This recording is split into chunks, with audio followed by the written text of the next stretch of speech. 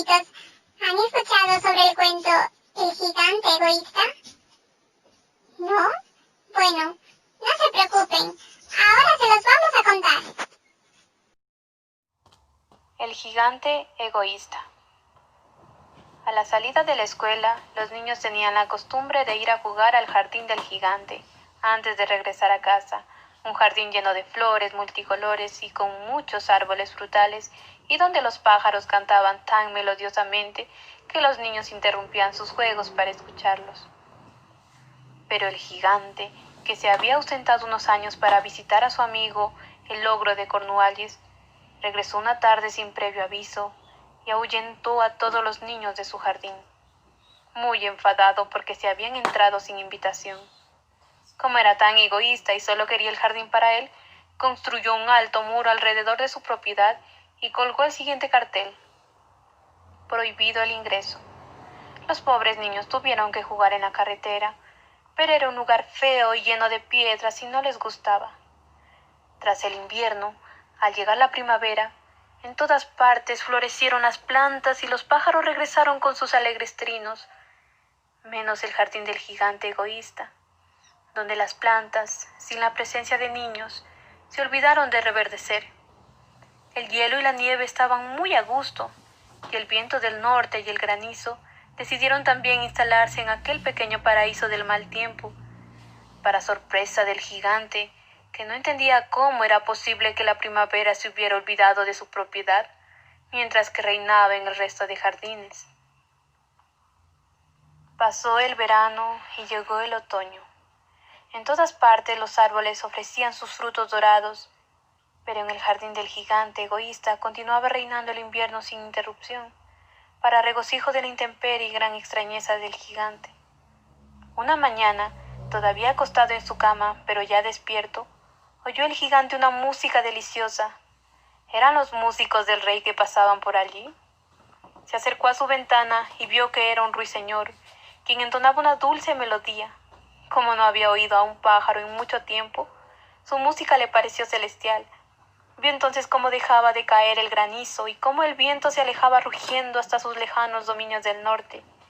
Y un agradable perfume de flores llegó a su nariz. La primavera había llegado por fin a su propiedad.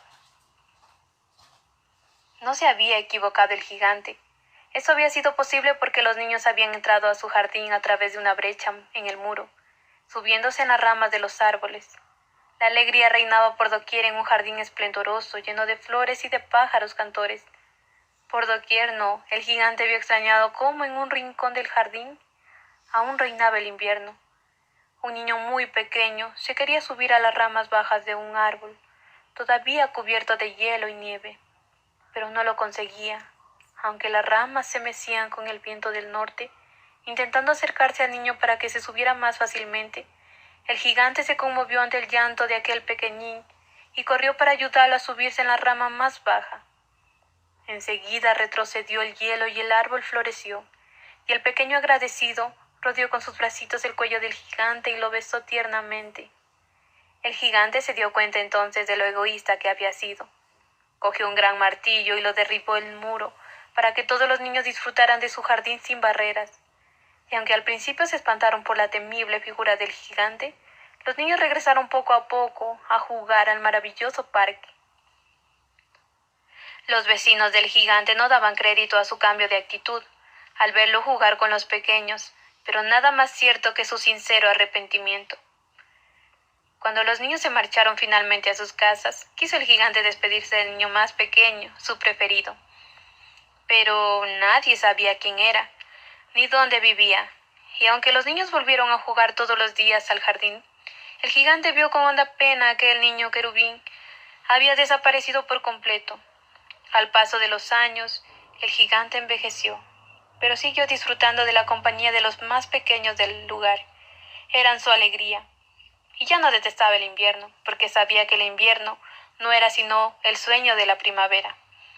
Un día contempló en su jardín una visión maravillosa. Un árbol estaba cubierto casi por entero de flores blancas.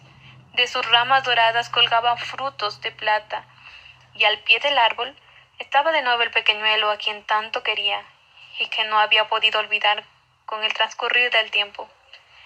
El niño le sonrió y le dijo: «Una vez me dejaste jugar en tu jardín.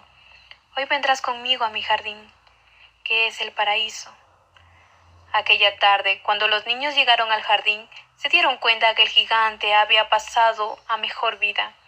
Solo encontraron un árbol con purísimas flores blancas.